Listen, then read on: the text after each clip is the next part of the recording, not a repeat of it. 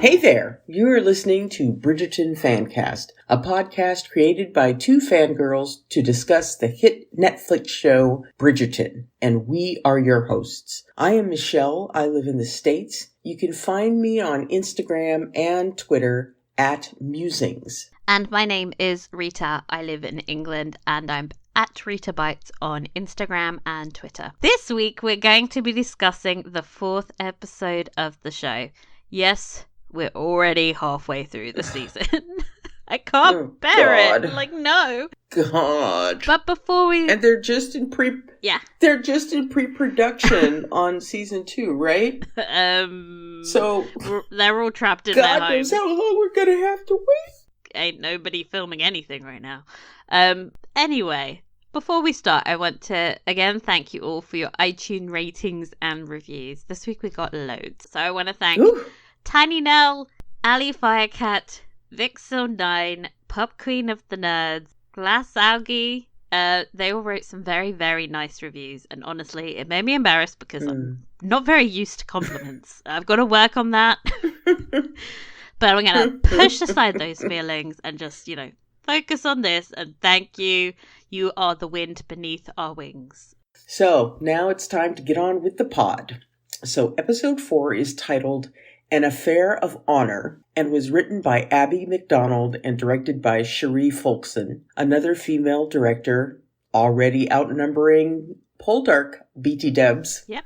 So here's a quick recap to remind ourselves of what went down episode 4. Okay, so we begin with Daphne Bridgerton at court. Everyone watches as Prince Friedrich presents her with a present of a huge diamond necklace. And, not to be that girl, but I'm absolutely going to be.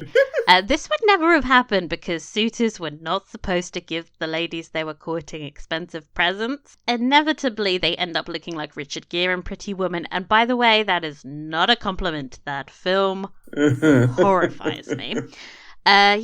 Don't make your girl feel like a sex worker. Not good. Anyhow, cut to the Duke of Hastings, and praise be, he is shirtless and boxing again. Despite being like, I'm leaving immediately, last episode, he is still in London and manages to promise himself to yet another social event. This time, his handsome friend, Will Mondrich, is competing in a fight, and he needs Simon to bring his posh friends so Will can make more money. As far as excuses go, this one is pretty slim, but we'll go with it. We kind of have to.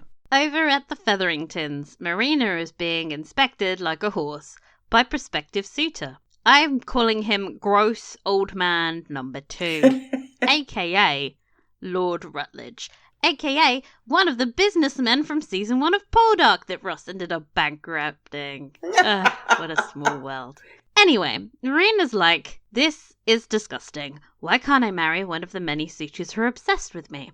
And Baroness Featherington quite sensibly points out that A, that could take like months and she'll be gigantic by then.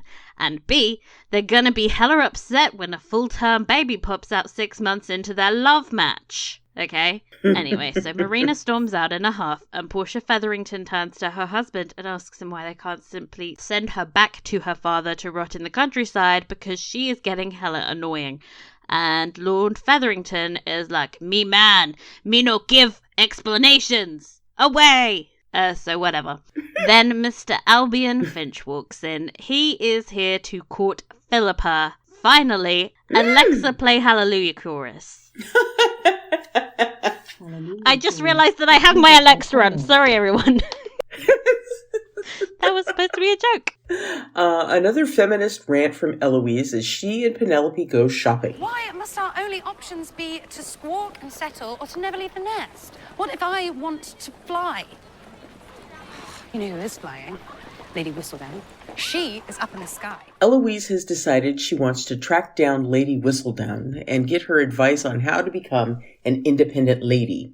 Even though the author has obviously decided to be anonymous for a reason, and Eloise would be potentially ruining her. But does she think of that? Of course not. The chase is on. Back to the boxing next, and Anthony accompanies Daphne to the bout and watches approvingly as she beelines, pun intended, over towards the prince. The prince is, of course, rooting for Will's opponent because subtlety is really not the show's aesthetic or thing. During the fight, Daphne and Simon watch each other from across the room, which makes for a really, really weird vibe, not gonna lie. People were literally being beaten to a pulp in front of them, and these guys were trying to make sexy faces at each other. It was weird. Anyway, Will the Hot Boxer wins, surprising nobody except Baron Featherington, who has yet again lost another bet. Over at his gentleman's club, Benedict is approached by Sir Henry Granville, the guy whose painting he insulted last episode. For some reason, Granville wants to be friends and encourages him to paint. He invites him around to his studio. Also at the club, the prince asks Anthony for Daphne's hand in marriage, and Anthony runs along to tell Daphne. He has not accepted for her this time. See, he is learning. But he has no objections if she chooses to accept, and leaves the choice up to her. Daphne is like, oh my god, this is too soon, and starts internalizing her panic in a way that she thinks is hidden, but is very obvious to her mother. Because mums know. Mums know. Yeah. While Daphne prepares herself for another ball, everyone, her mother finally decides to ask her what actually happened with the Duke. Wow, she's been suffering from a lack of curiosity if this is the first time they're talking about it. Mm-hmm. Anyway, back to the conversation, and Daphne is like, oh my god, Mom, leave me alone. It was nothing. We just pretended to love each other, okay? And now it's over, and it's totally fine, and she's so not crying. And then her mother looks at her like, wow, you're an even bigger mess than I thought. And for the rest of the episode, she just seems to be getting drunk. Yes. Over at the Duke's crib, his servants are packing away as he is still saying he is leaving the country. Yeah, that's gonna happen. Lady Danbury arrives to bid him adieu and give him one last lecture about letting Daphne slip through his fingers. Look at our queen. Look at our king. Look at their marriage. Look at everything it is doing for us. Allowing us to become. We were two separate societies, divided by color, until a king fell in love with one of us. Love, your grace, conquers all. Simon disagrees. Love is a tenuous thread that could change on a whim. Ball time! Mr. Finch is reunited with Philippa, and they talk about which cheese they prefer. I'm a goat's cheese girl myself, but, you know, the Stilton's not bad. Yeah, I stan all cheese, so don't ask me for a choice. And they are just so cute, everyone in the audience instantly ships them. Elsewhere, Cressida approaches an anxious-looking Daphne and asks her why she had to steal Prince Friedrich away from her. Daphne is dismissive of her hurt feelings, which she is absolutely going to regret later. Across town, Simon sees his servants packing away the landscape painting of the countryside that Daphne loved and has a sudden attack of the feels. He apparently decides not to leave the country and instead heads over to the ball. I mean, I'm interpreting that because I don't really know what he was thinking. Anyway, right. Benedict goes to Sir Henry Granville's studio where he finds a bunch of bohemian types drawing nude ladies and smoking something suspicious. And I think we're supposed to infer that he has found his tribe. But mostly I'm like, can we get back to the ball, please? We're on the verge of scandal and I can feel it in the air.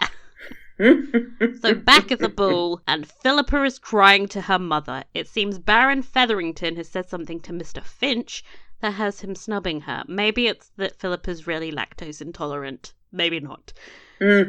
Portia confronts her husband and asks him what the hell is going on. But he does that annoying man thing where he tells her he won't discuss it and not to embarrass him in public. He's so gross. Ugh. At the Bridgerton home, while everyone else is at the ball, Eloise has lost her damn mind and decided to rifle through the housekeeper's belongings, trying to find any proof that she might be Lady Whistledown. She is caught, obviously, by said housekeeper. The housekeeper laughs in her face when she suggests that a servant would have the time or inclination to be a secret author on top of their already insane workday. And now we are back to the ball. Marina is dancing with old man number 2, and quite predictably, this proves an opportunity for Colin to rescue her and for Penelope to be heartbroken and jealous as she yet again watches them dance together. Across the dance floor, Daphne is dancing with Prince Friedrich. He tries to propose, but before he can finish, Daphne spots Simon in the crowd and freaks out. Being overwhelmed, she runs outside for some air. You know, dramatically ripping off her necklace and stuff. Yeah. And who should just happen to follow her outside? Oh, but Simon, of course. He's come to say goodbye and to apologize, which is weird because if you recall, he did that last episode. I remember, I wrote it down. But proceed we must, with him suddenly questioning if she will be happy with the prince. And she does an angry stumpy thing where she screams, I am going to be a princess! And Simon just kind of stands there, you know, dumb and hot and completely silent. And it's annoying because unless he's going to say something like, hey, why don't you marry me instead? Then what was the point of him coming out there in the first place? Be hot inside. So Daphne does what any grown-up adult would do and runs away in hysterics, as you do, into a maze, in the dark, totally normal. And, you know, Simon follows her because he is dumb, but very hot. Dumb and hot. He catches up to her and kisses her, and then she kisses him, and then they do a lot of fooling around. I mean, butts are grabbed, boobies are felt. It's just like a horny mess. Not elegant at all, which is exactly what makes it so terrible and awkward when Anthony walks in on them. So embarrassing. Oh my god. I was like, no, girl, it's your brother. Seeing your best friend feeling up your sister in the middle of a maze. How did he find them so quickly if they were in a maze? Anyway, I know. Unsurprisingly, he is furious at Simon. He punches him and demands that he marry Daphne immediately. Simon refuses to do that, which leaves Anthony no choice but to duel him because it's the 19th century and the patriarchy is just a huge mess. I do not understand. You would rather die than marry me. That's so harsh, this poor woman. After the ball, Marina is gushing to Penelope about how amazing Colin is and what a great father he will be, and she is not picking up on the obvious despair radiating from her, quote, friend, end quote. After she leaves, Penelope gives into her emotions and freaks out, which is when Eloise decides to pay her a visit. Not the best timing, Eloise. Pick your moment, Eloise. Yeah. Eloise. Eloise unloads on her about her new Lady Whistledown theory, that she is a widowed lady of means. Penelope yells at her that she doesn't give a damn. She has actual problems. Like, how is she going to marry Colin if her bloody cousin snaps him up first? And when Eloise tells her that she doesn't care about marriage, Penelope snaps and calls her out on her pretty Bridgerton privilege. Eloise runs away upset. Back at Chez Bridgerton, and Daphne yells at her brother for letting his male pride overtake his rational side because, as we have made it very clear in our Poldoc fancast, dueling is dumb. It's dumb. It's dangerous. It's illegal. You look like a silly fool when you slap someone round the face with a glove. Anthony is like, hey, what would you have me do instead? He's not marrying you. And it's not just Daphne's reputation at stake, guys. Her 3 younger sisters would also be ruined. And, you know, their entire family shunned by society. So, you know, damn it.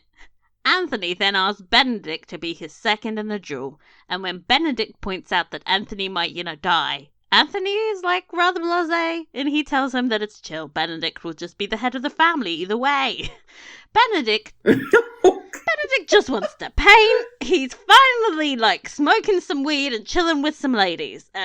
Anthony then decides he's going to drink a lot of whiskey, looks at his father's watch melodramatically, and then he goes to bang Sienna Russo, potentially for one last time, and I just... God, it's gross. But okay. Yeah. Baroness Featherington has been doing some snooping in her husband's office and discovers he has gambled away all their money, including their daughter's dowries, when she angrily confronts him. And honestly, nobody can do anger like the actress that is playing Portia, Polly Walker. Good heavens, she is impressive. She scares me. So anyhow, when she angrily confronts him, he bursts into tears. Which I love her response to that. She's just like, what? It's like What the hell? She's never seen crying before. She's like, ew. What is this? She realizes it will be up to her to fix this. Well, it's dawn, so time for the duel. Daphne, why is the 10 duel commandments dancing through my head? I mean, because it has Probably to be one. The challenge. Demand satisfaction. Which is what actually happens. Anyway. I mean, the exact things that they list out is what happens. At first, they're like, Exactly. bitch, are you going to marry her? And he's like, nope, still not going to do that. Okay. Nope. Oh, gosh. Daphne realizes that Cressida saw her in the garden with Simon and rides off to find the two stubborn idiots as they begin their duel. They count out their 10 paces, then turn around to shoot. Simon fires into the air because he is a gentleman. Is he? And Anthony shoots... Well, He did just ruin someone last night. I mean... Yes, but he is not aiming to kill Anthony. Anthony shoots straight at him. Well, kind of, because Daphne rides straight into the line of fire on her horse to stop them. It's all very dramatic. I couldn't describe this in a way that was as dramatic as how it happened, and I apologize for that. Oh, gosh. Daphne pulls Simon aside and begs him to marry her. You should not have come. My mind's not changed. It must. If not for your sake, then mine. Simon, we were seen. Cressida Cowper witnessed us in the garden. She knows. It is not merely your own life that hangs in the balance now. If you do not marry me, I shall be ruined. Daphne, I cannot. Did you not hear me? Someone knows what we have done. Someone who will surely talk. What possible reason could you have to condemn me to shame and reproach? He explains to her that he could never give her children, and he knows it is her dream to be a mother, and that he could never ask her to give that up. Though if she's ruined and no one will marry her, what kind of a mother is she gonna make then, you complete doofus? With her imaginary babies? Ugh, Simon. Which is probably why Daphne declares that they will marry and the episode ends. I have a lot of feelings. Oh, begin. Yeah, we need to talk about that duel. This morning I saw a tweet about how Daphne trapped Simon into marriage. And so I'm going to rant about that for a while. Oh, awesome. When Simon broke it off, she left him alone. And she was focusing on the prince. Mm-hmm. And when he shows up at the ball, for reasons that I still don't understand, and then follows her outside, and he does that annoying man thing where they make moon eyes and they look sad and they ask you if you're happy and they do everything except express how they're feeling and they just make you question your choices. I was like, oh, this man. Oh, this man. He is bringing back a lot of emotions. She didn't actually set any of this into motion. Simon did. No. With his confusing, like, half-assed attempt at expressing himself, but not really going all the way. It was annoying. Daphne is just purely responding to the complete wreckage of her life now because Simon keeps destroying it by showing up and then ruining her. I mean, Yeah. She's just coping for most of this episode, and then in the last 5 minutes, she's like, screw it, I'm getting on the horse. And she takes charge of this mess that these men have created. And, Yes. I mean, between choosing to not have kids and dying alone and ruining her whole family, of course she's gonna marry Simon. It's the best option available to her. But honestly, Simon, what were you doing, son? Everything you did was stupid. Well done. Thank well you. done. That was an outstanding rant. Outstanding rant. So angry. Oh, God. Yeah, it was very frustrating to kind of see how, this whole thing unraveled. Certainly, Daphne, she was going to make the best of it with the prince. And I mean, the prince was a perfectly acceptable suitor. He treated her well. He was very pretty to look at. Except for the whole necklace He looks thing. really good with his shirt off, by the way. If anybody has ever seen him in his other roles, you will know that this man is fine. Aside from the whole necklace thing, which, I happen to agree with you. I was just like, this would never happen. It's just gross. Yeah, just laying on something like that. You might do that when you go over to her home to go court her and present her with a pretty little token, but not something that looks like, some of the family jewels, that comes later. Honestly, that necklace was kind of ugly as well. Yeah. Like, it's gigantic and just felt like it was choking the life out of her. Ostentatious in a piece of jewelry. Anyway, so, she was going to make do, even though, it was clear that, she'd lost her heart to Simon. But, he'd made his decision. He was leaving, and so she's moving on. But then, Simon, you don't stick to your word and leave immediately. Nah. He was never gonna leave. Linger around town, and then finally you up and do something incredibly stupid. I agree with you. He's like, I get it. He's in love with her, but he's not processing his emotions in like a healthy way or expressing them at all. He just does that stupid thing where you kind of like imply that you're into someone and make them do all the legwork of like figuring out the rest of their lives. And it's tiring. Yeah. It's just like, I hate men sometimes, and he reminded me why. Well, okay, we've bashed Simon upside the head for the whole... Sorry, Simon, you're still very attractive. So. We've bashed Simon upside the head for the duel. How about Anthony and his thirst for dueling? Okay, so during the scene where Daphne's yelling at Anthony for dueling Simon, and she's like, "You're just doing this for your pride." I had like a bit of an epiphany that I didn't have while I was reading the book. I think because the book's written entirely from Daphne and Simon's perspectives, it's very hard to think like, hey, why would Anthony take this so far? But having read the second book and having a bit of insight into his character, I was like, oh, this is the second duel he's trying to start this season. What?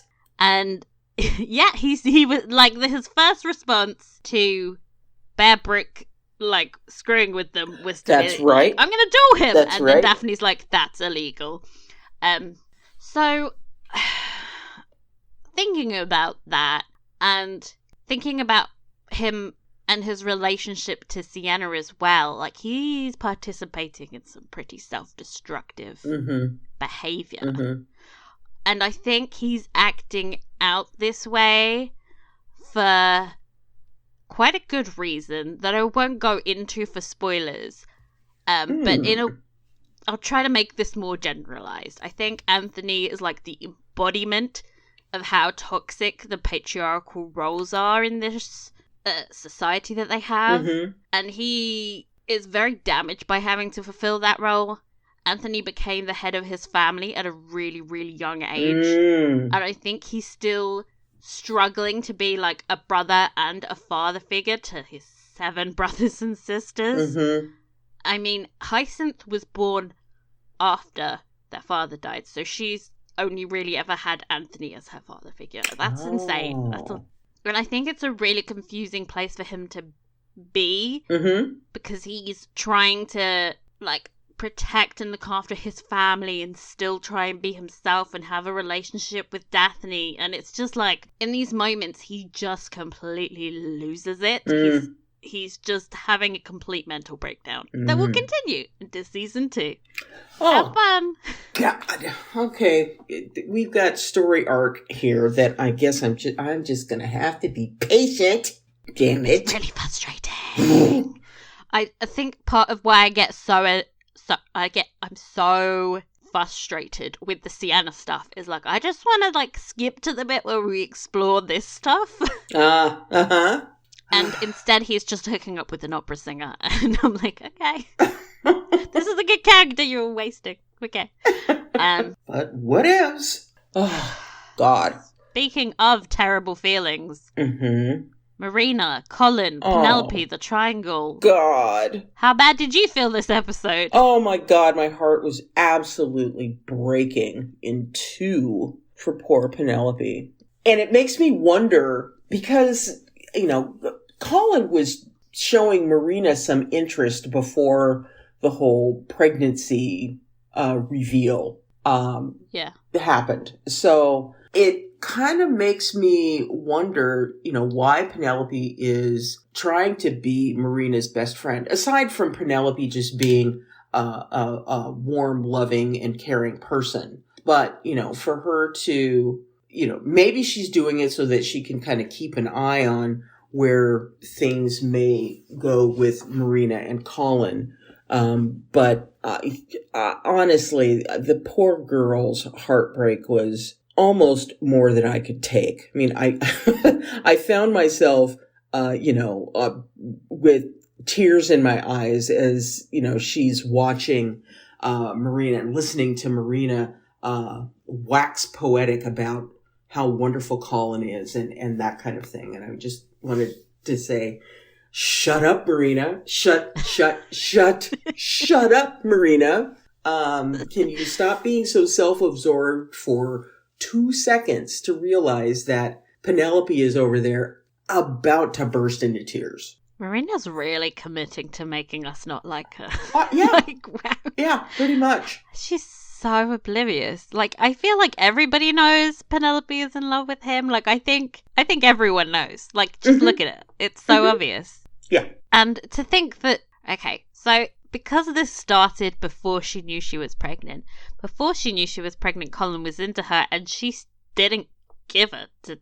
Like, she was like, okay, that's great, but I've got my man.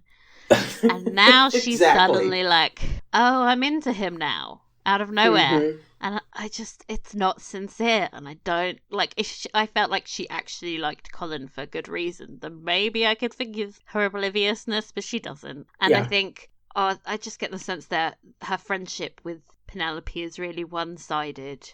It's like, there was that line where she's like, oh, we could be like sisters. And I wanted to throw her out the window. I was like, you would, if you were like sisters, you would notice she's upset.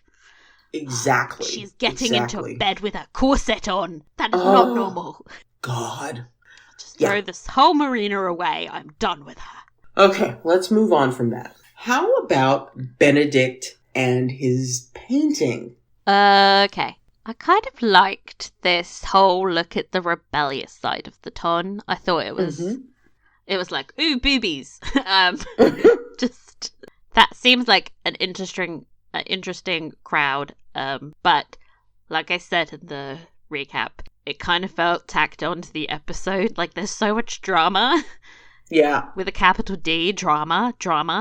And he's just out here like drawing an arm, and you know, it couldn't be lower stakes here. It's just it's cute, but it should have been in like the previous episode. Yeah. Instead. Yeah.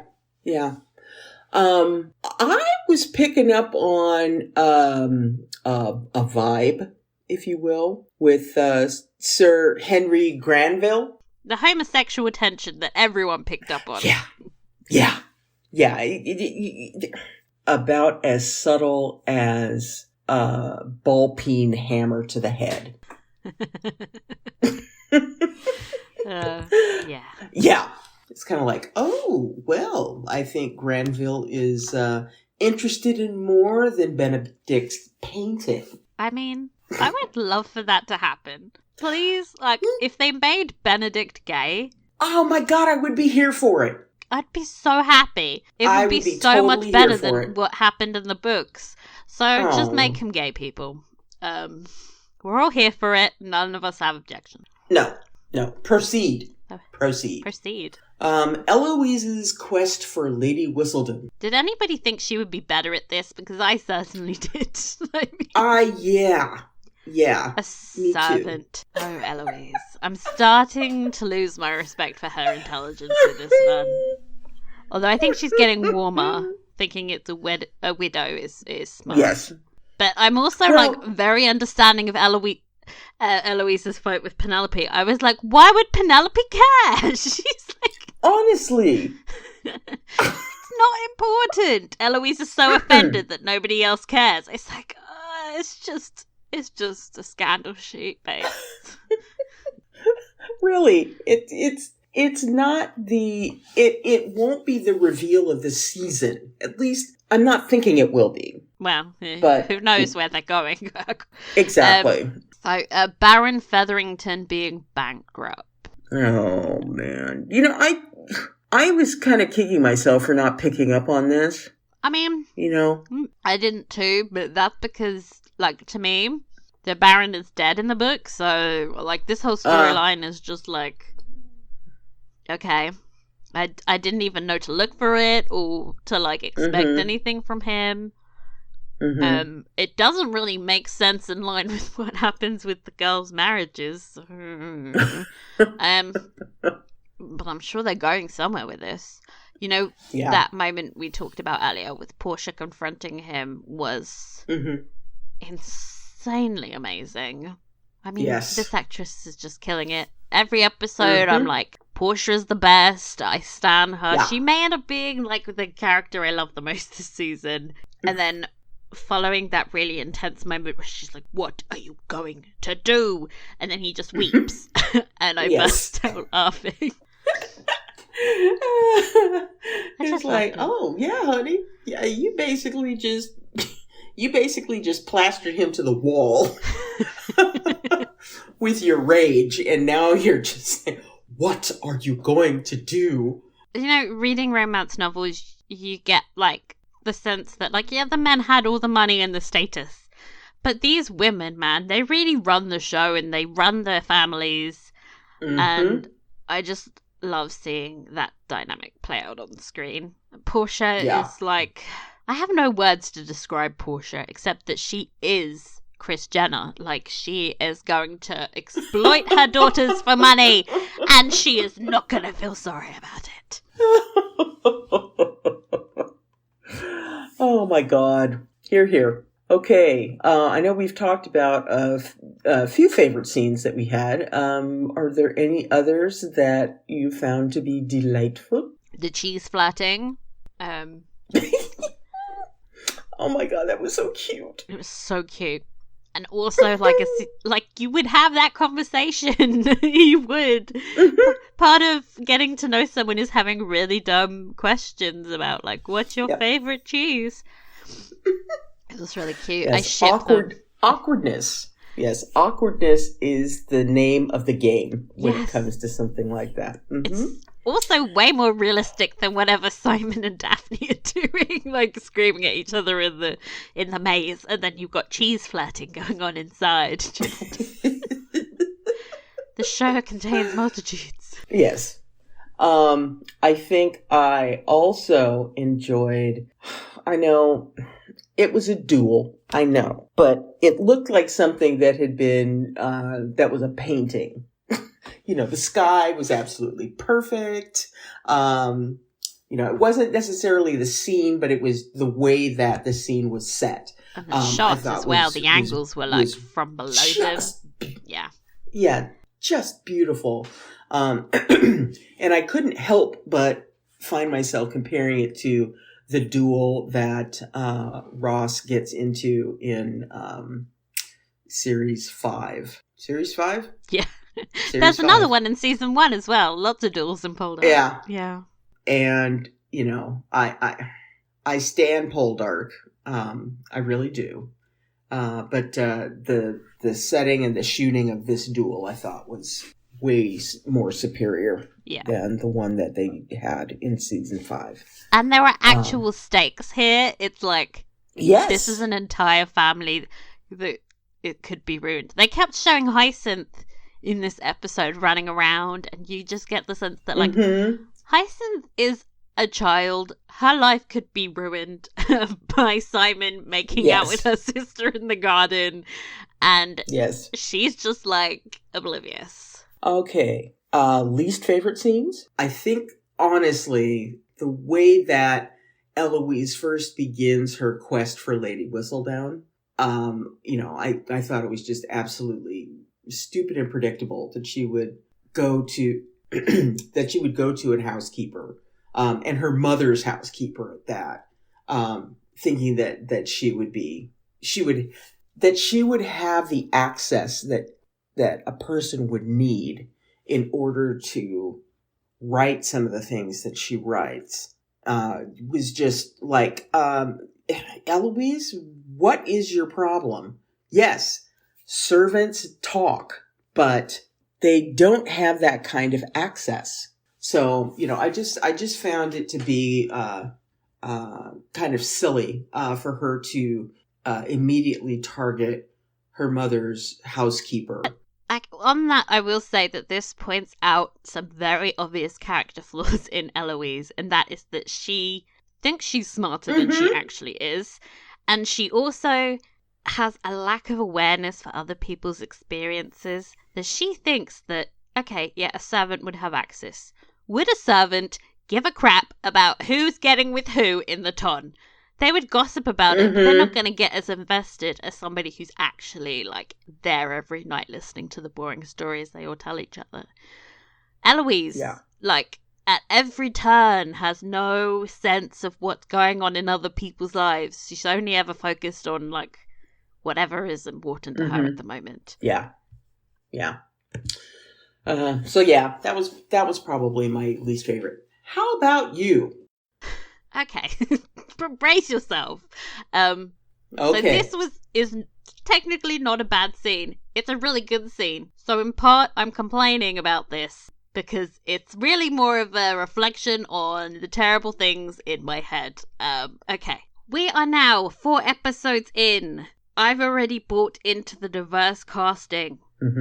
So to have the backstory of King George marrying Queen Charlotte that apparently, like, healed the world of racism, it was a bit of a surprise to me. I was like, 4 episodes in, we're doing a backstory? I was like, okay, wow, now I've got to think about this. I've got to process this. Is this an alternate world where this happened?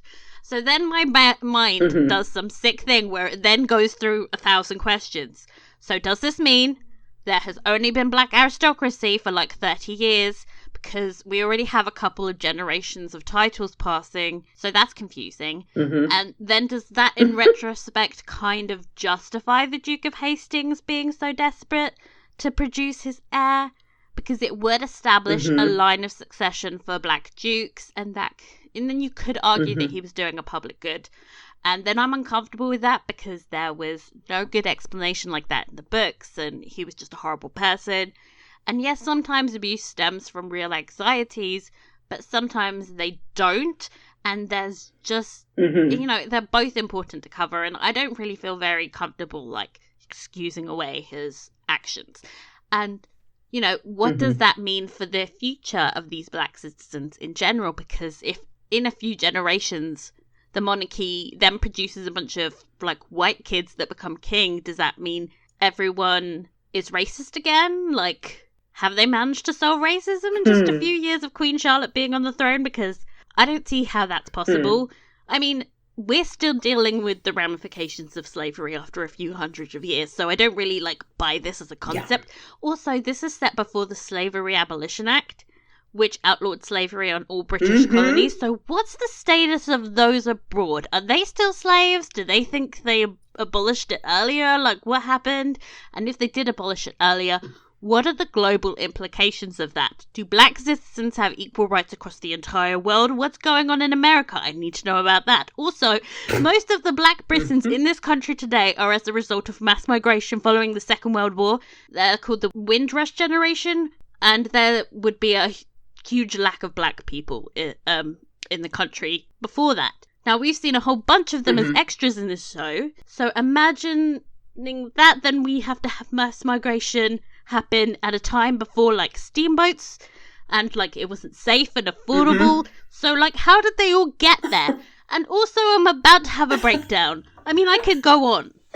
This is what keeps me up at night. They've opened this huge can of worms in my brain, and I hope to God they never bother to answer these questions, because then I'll just have more questions. Oh, baby girl. So as you can see, this is not really a fault of the show. This is my brain. Welcome. Welcome to the circus. Oh gosh. Meanwhile, I am just watching and enjoying, how they've done the cast and all that kind of stuff.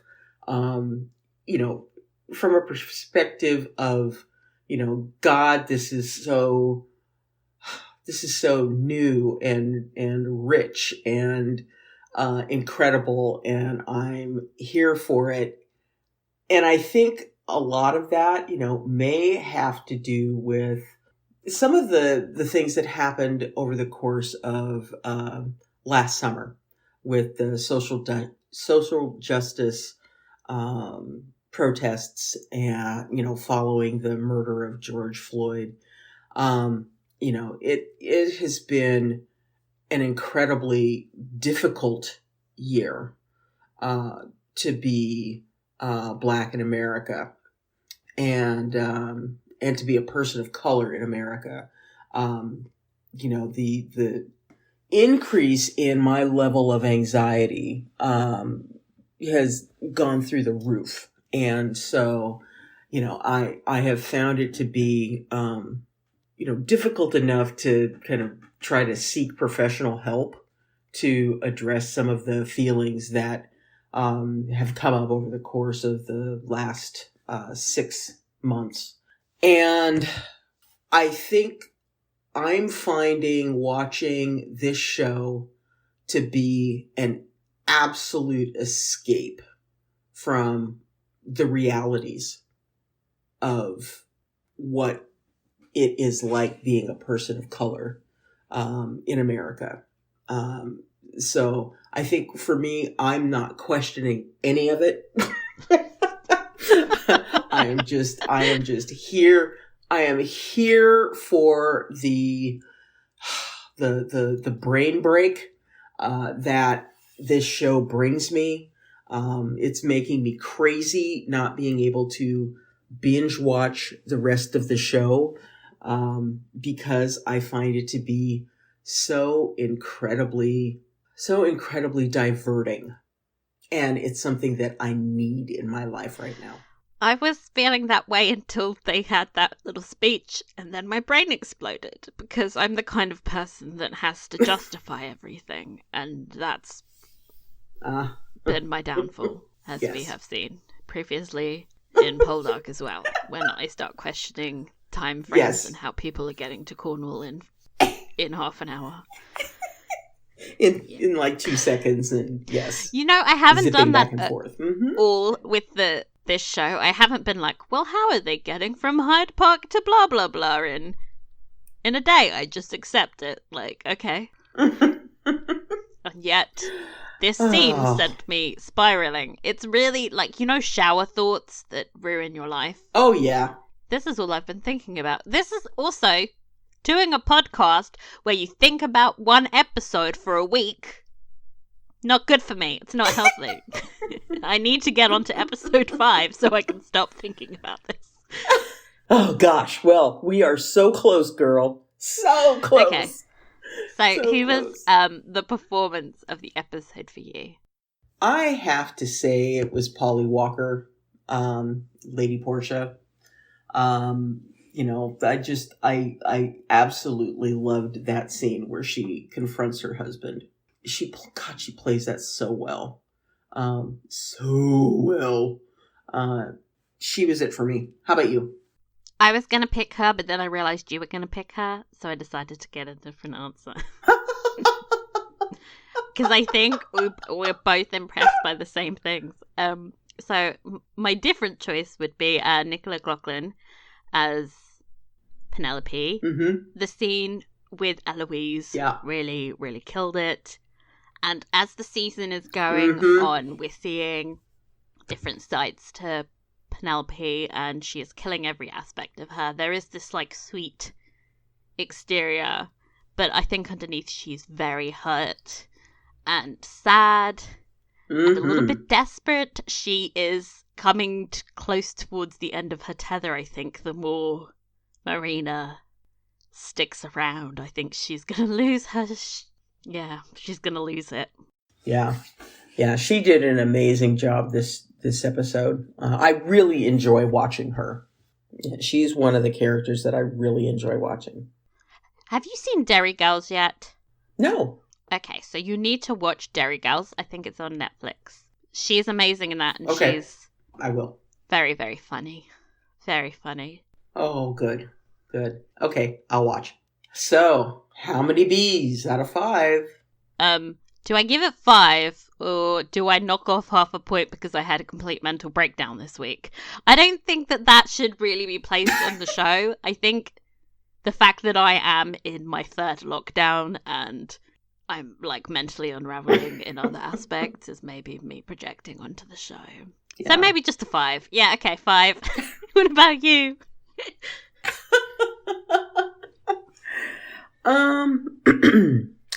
I'm going to give it a 4.5. There's me struggling with my mental breakdown. And you're just like 4.5. I know. Yeah, I mean, it was a good episode. I think that, there were some stumbles in the plot lines and things like that. You get distracted by, how this represents, the addressing of racism. I get obsessed with the fact that Simon is hanging around for a boxing match when he was so intent on leaving. I think that is just Simon being a dick, though. No offense at Simon. I've spent the whole episode bashing him. He's lovely. But I just think it's just him, like, not actually wanting to leave Daphne, but not being, like, emotionally mature enough to express that. So he just, starts hanging out around her constantly instead of saying anything. Oh my god, I'm projecting so much on this. This is truly the episode that I have an absolute breakdown. It's been coming for a while, ladies and gentlemen. Oh my. So, yeah, it was wonderful. I mean, at the end of it, I think, I sent you all caps PM on Twitter, like, oh my god, I can't stand this. I need to watch the next one now. Because I just needed to see how this was going to proceed. And I am very excited to start watching it as soon as we finish today. Me too. I want to see a wedding, damn it. Like, I want some happiness. Yeah. I want to not focus on the fact that I've been indoors for 14 days straight. Yeah, me too. Fine, everyone. Inbox. Yes. We got an email. I shall read it. It goes as follows. Good afternoon, ladies. It is I, Fangirl Als here, with another kudos to you and an update on the podcast situation. As per your recommendations, I have subscribed to and listened to the appropriate What Would Danbury Do episodes. I've also found 2 other podcasts, one called Tea at Number 5, who offer such trinkets as the butt de-shining that John Bailey, who plays Anthony Bridgerton, had to undergo during the scene in the park. You know the one. Have you seen the photos of that? I was sending Yes, to I you. have. Yes, I have. These poor actors. Second, but not least, is Undressing Bridgerton. The latter features the professional fangirl, queen of nerds herself, Felicia Day, and Tom Blake, Oh my known God. for his work in the Whedonverse alongside Day. It's Oh my definitely God. worth a listen, if only for Tom's hilarious screaming and Felicia's fangirl crashing. Oh, and both hosts obvious first for Mr. Reggae Jean Page, our Simon Bassett, Duke of Hastings. I know I feel really bad because I've spent the whole episode trashing Simon. I want to make it really clear, everyone. I still love him. Mm-hmm. He's being really stupid right now. He's just being Drake, you know? He'll, sing a song about you, but he won't commit. In the email continued. In other news, I listened to Benedict's book, An Offer from a Gentleman. ... All I will say is hashtag not my Benedict. Okay. What? Look, I just want to warn you. You may have warm and fuzzy feelings towards Benedict. They may not continue. He's so dorky on this show, but he's so bad in the book. Boy. Let's think about brighter things. Episode 5. Yes. What are we about to watch? Well, the episode is called The Duke and I, which just happens to be the name of the first book. What do you know? And the episode description reads as, to fend off rumors about their garden escapade, Simon and Daphne, I almost made a little combo name for them. That's cute. What would it have been? I said diamond. That sounds like diamond. That's perfect. Oh, God. So Simon and Daphne must make a personal appeal to the Queen. Marina's wedlock scheme dismays Penelope. I mean, that's putting it mildly. I mean, I'm ready to, buy a shotgun and march Marina out of Colin's life. Girl, get away from him. So what are you most looking forward to? I am looking forward to seeing how the two of them, Simon and Daphne, kind of cope with this decision that Daphne has thrown down with her gauntlet. How is he not going to impregnate her? Yeah, exactly. It's okay, so you've got the explosive hots for her. How are you going to manage this? Problem solving. Withdrawal doesn't work, babe. Just saying. I know many pregnant ladies that would agree with you. I'm just looking forward to seeing how this pans out. I want to watch Penelope just lose it and just be like, Marina, leave him alone. Yes. I've had my eyes on him. And especially now that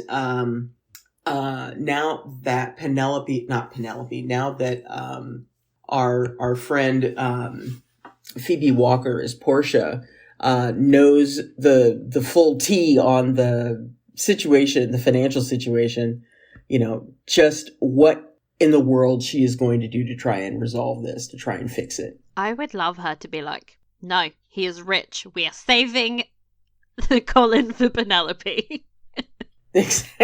Marina, you can marry that broke man over there. Yes. I would love Gross man number 2. I just team up. Portia, save Penelope for us, please. She needs it. She deserves some saving. Absolutely. How about you? I want to watch Portia just absolutely killing the game, getting her daughters married against all odds, just destroying people's lives with her maid. Because she is a bad bitch. Yes.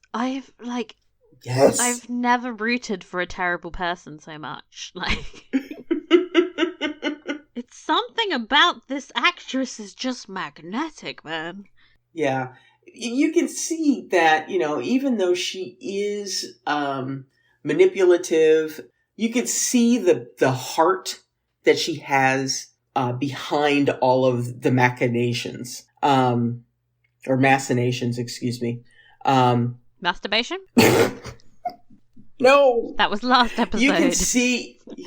You can see the heart, the love that she has for her family. Sort of despite how useless they are. She loves her useless daughters. Oh, God, yes.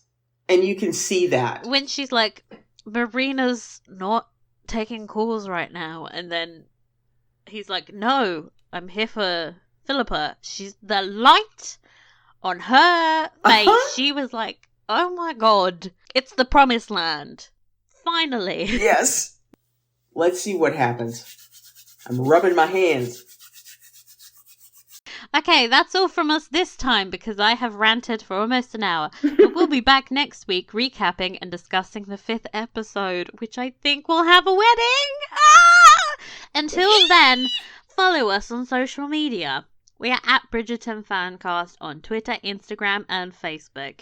And I mostly keep the first two up to date. Sorry, Facebook.